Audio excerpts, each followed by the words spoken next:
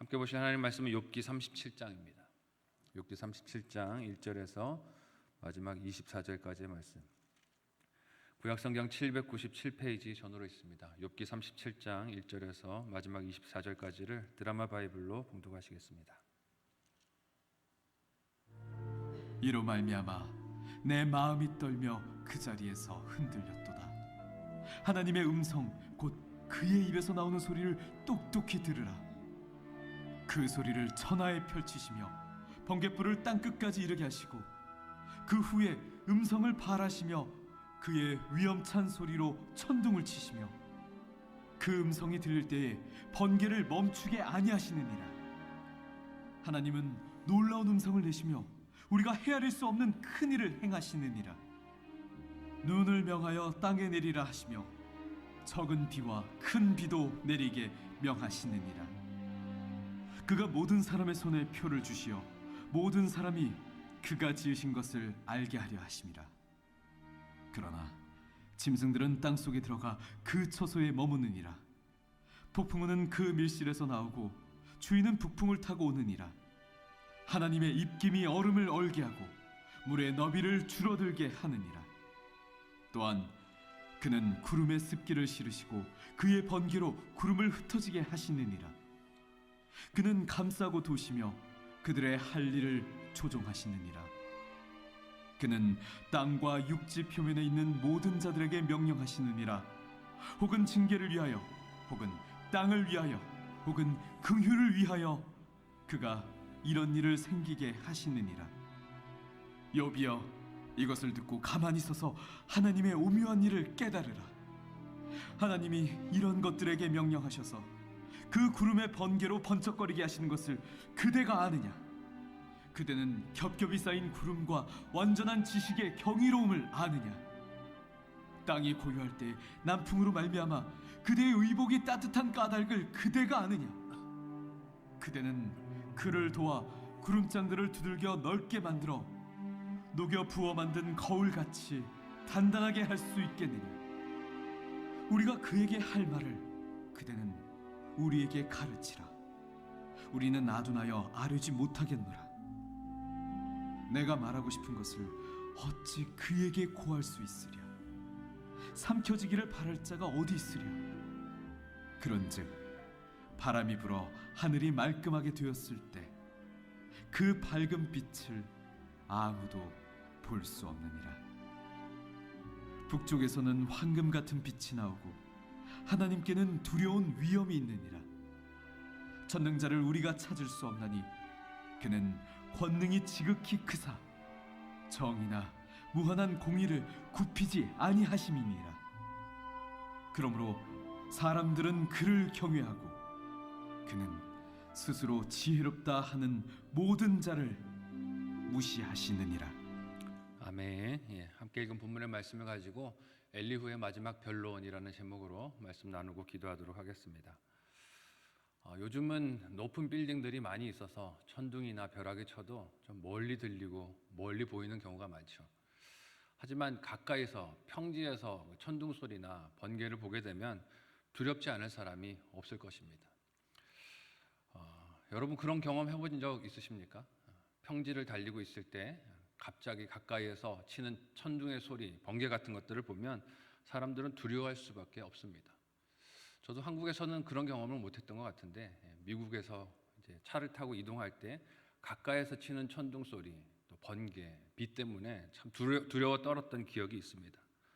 처음에는 구름이 멀리 보여서 멀리 있는 현상인가 보다 했는데 차가 가다 보니까 그 구름 아래로 이렇게 들어가게 되는 거예요.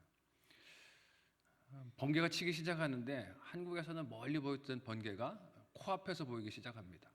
제 앞에 달리던 차 머리 위로 번개가 딱 떨어지는 게 보이는데 두려움이 확 밀려드는 거죠. 저 번개가 나도 때릴 수 있겠구나 생각이 드니까 두려움이 확 밀려들었습니다. 그리고 앞을 볼 수도 없을 만큼 폭우가 쏟아지기 시작하는데 와이퍼 속도를 최대로 켜도 앞이 보이지가 않는 거예요. 그러니까 앞에 차에 부딪힐까 봐, 또 도로를 찾지 못할까 봐 두려워서 벌벌 떨었던 기억이 납니다. 음악을 틀고 가고 있었는데 음악을 끄고 제 입에서 무슨 말이 튀어나올까요? 주여. 어떻게 그렇게 잘하세요? 주여가 저절로 튀어나오죠.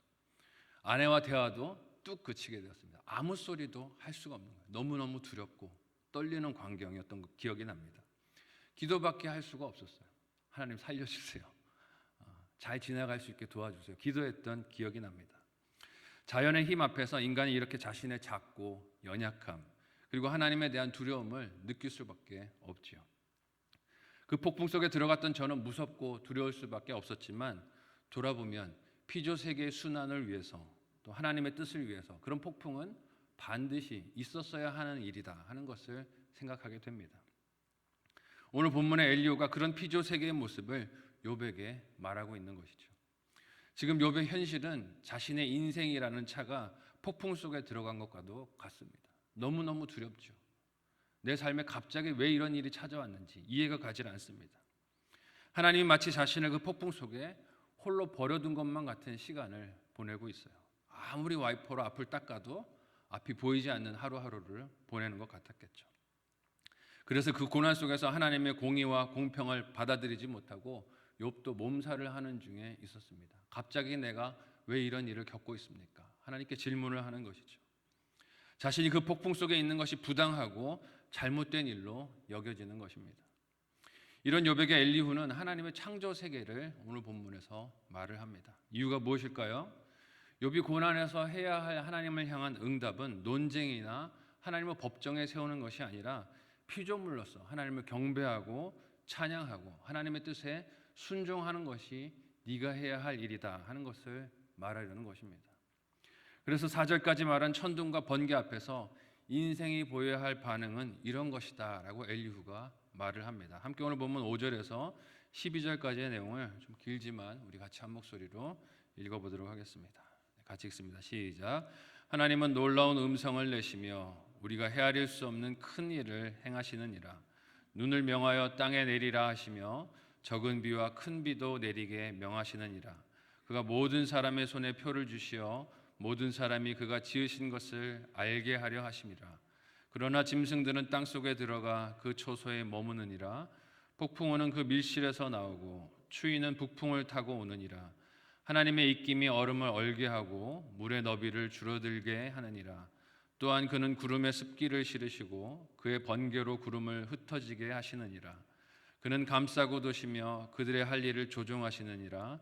그는 땅과 육지 표면에 있는 모든 자들에게 명령하느니라.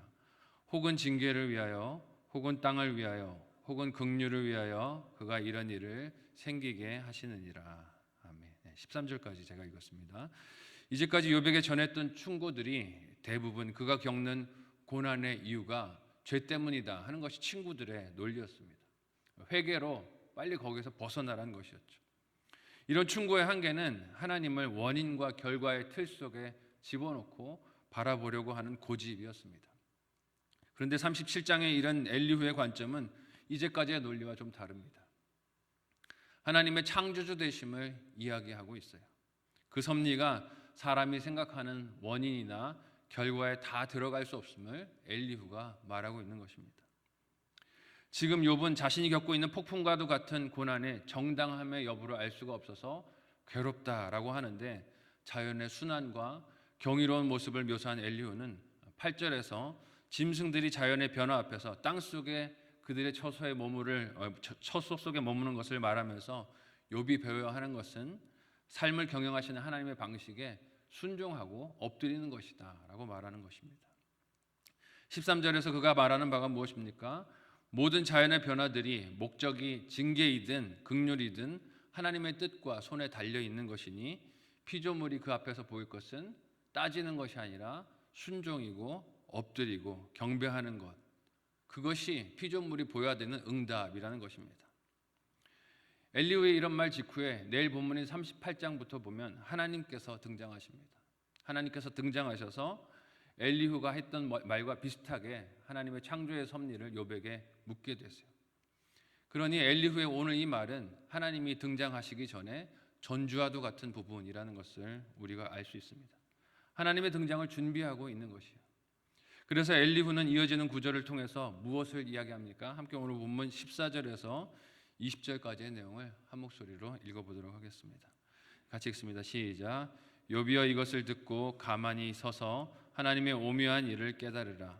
하나님이 이런 것들에게 명령하셔서 그 구름의 번개로 번쩍거리게 하시는 것을 그대가 아느냐? 그대는 겹겹이 쌓인 구름과 완전한 지식의 경이로움을 아느냐? 땅이 고요할 때에 남풍으로 말미암아 그대의 의복이 따뜻한 까닭에 그대가 아느냐? 그대는 그를 도와 구름장들을 두들겨 넓게 만들어 녹여부어 만든 거울같이 단단하게 할 수 있느냐? 우리가 그에게 할 말을 그대는 우리에게 가르치라. 우리는 아둔하여 아뢰지 못하겠노라. 내가 말하고 싶은 것을 어찌 그에게 구할 수 있으랴? 삼켜지기를 바랄 자가 어디 있으랴? 아멘. 여러분, 엘리후의 말이 여러분들에게는 어떻게 들리십니까?